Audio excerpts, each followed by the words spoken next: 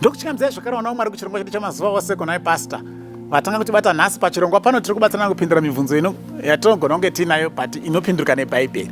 Saka makasununguka kutumira mubvunzo wenyu kuwhatsapp number 0772918335 kana muri mawhatsapp groups amuri bvunzai ipapo. Maadministrators anotitumira. Kana muri kuona pafacebook just drop your question kuma-comment section, tinozoitarisa zvakare.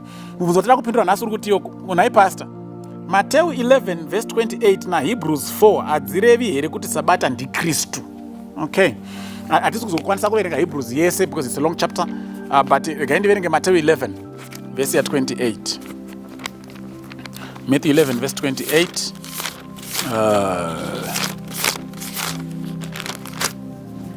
Okay.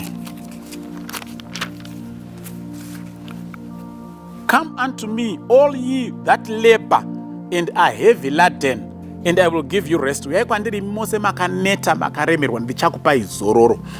Hebrews chapter 4 inotaura futi nyaya yezororo. Dai Joshua dai angasina kutaura kuvapa zororo, aizoreva rimwe zuva zveachiti zvakati. Saka pfungwa yekutanga yandinoti ibude pachena ndeyekuti ichokwadi kuti bhaibheri rinoisa pachena kuti kune kuzorora kweviri. Kune kuzorora kwemunhu aamuna Kristu pazvivi neupenyu hwokutambura. Kuti kana waamuna Kristu, nhamo neburden inovapo nekuda kwezvivi, the guilt conscience inokuremera nekuda kwezvivi, inofanira kubva uwane peace of mind which comes from the assurance of forgiveness that comes in Christ. Hakuna munhu anoti ari muna Kristu anofanira kuramba achiremerwa nekuda kwezvivi zvake. Kuona wadaro wasita wagamuchira Jesu Kristu. That is what we are going to refer to in this discussion as the spiritual rest. Kuti munhu agamuchira Jesu Kristu must have peace of mind, must have rest from the guilt conscience inotakudza nekuremedza vanhu vari muzvivi. Then bhaibheri rinoisa pachena zvakare kune kuzorora chaiko kuri physical, kwekuzorora nyama yaneta nekushanda. Zvinhu zviviri izvozvo izvo musazvisanganisa. Matthew chapter 11 verse 28 haisi kuadresa the physical rest, iri kuadresa the spiritual rest. Why we say so? Matthew 11:28 mukaisanganisa ne the physical rest of the seventh day, Sabbath. Muri kureva imimi kuti vanhu vaamuna Kristu havafaniri kuenda kubasa. Because the rest iri kutorwa pana Matthew 11 haisi temporary. Kana kuti haiuyi musi weMonday izonzi musi weTuesday haiko. Rest iri perpetual as long as waamuna Jesu Kristu. Ndo zvakare rest iri pana Hebrews chapter 4. It's a perpetual rest which comes to those that have accepted Christ. Saka it's not physical. Because ikangoita physical chete taakutoreva isusu kuti no one must go to work, no one must feel tired if they are in Jesus Christ. Usapinde mumunda unenge wangogara wakarelaxa kusvika Jesu adzoka, which does not make sense. Saka the rest yekuzorora Matthew 11 iyi iri kunzi makaneta maremerwa uyai ndikupei zororo naJesu Kristu. It's a spiritual rest. It's only Christ and in Christ where we can get that peace of mind. Yekunzwa kuti the burden endanga ndinayo nezvinanga ndichitya nekuda kwezvivi zvangu zvabviswa. I am now peaceful. I am now at rest. It's not physical. The physical rest, mukaenda pana Genesis chapter 2 verse 1 to 3. Thus the heavens and the earth were finished, and all the host of them. And on the seventh day, God ended his work which he had made, and he rested on the seventh day from his work which he had made. And God blessed the seventh day and sanctified it, because in it he had rested from all his work which God created and made. This is not a spiritual rest. Vamwe ndakanzwa vachitoti hanzi rarakabva ratongova rest kubva ipapo because Mwari haana kuzosika zvina nhasi tichingori murest iroro. Now the moment madaro kuti this is a spiritual rest, muri kureva imimi kuti the first 6 days were also not literal, which is dangerous.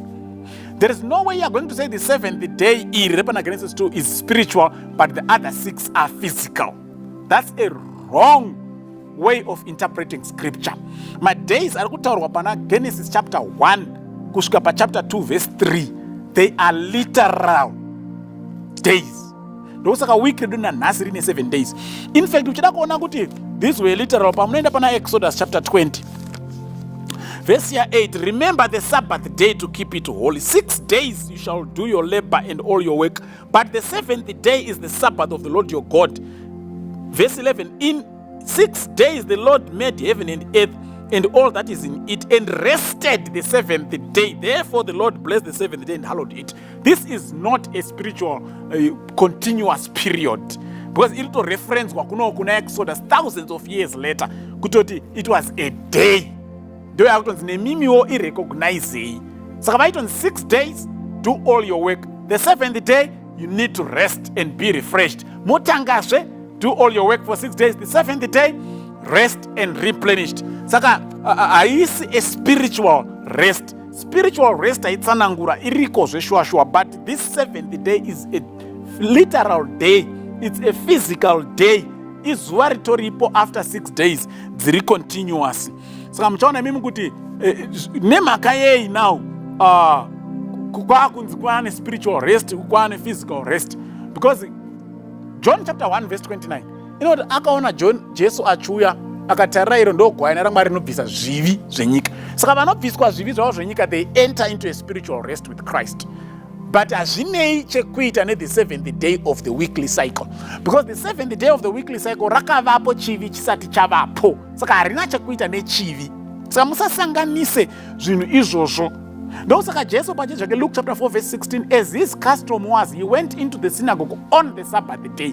Kana iye ariye the Sabbath day, how come the Bible says he went to the church on the Sabbath day? Ingada richika he went to himself. Saka zvinhu tu zvakatosiyana. The physical Sabbath day of the weekly cycle and the rest of the spiritual rest which you get because you've accepted Christ, those are two different things. Kutozvisanganisa kutongodo hedu kurashika, but hazvina kufanana, hazvina hazvisi chinhu one. Spiritual rest is a daily and continuous experience for those who are in Christ. The physical rest comes once after every 6 days. Zvakasiyana, hazvina kufanana. Yes, tinofara kuti tazorodzwa papfungwa nekuti takagamuchira Jesu Kristu. Hatichina noni pamhosva nekuti takagamuchira Jesu Kristu tikaregererwa. That's the rest. But mwiri wedu unoda kuzorora. Ndosaka muchirara mazuva ese. Ndosaka muchikumbira lunch kubasa. Ndosaka muchinoshanda 8 days ndo break. Mukanzi extenda rimwe day imwe hour hautoda pay overtime because ukuti makundinetesa. You are overworking me. Your body wants to rest. Marakati izvozvo ndinokupai once every week. Haizi spiritual rest. It's physical and it's literal. Todera tabatsirikana Mwari achatikomborera. Amen.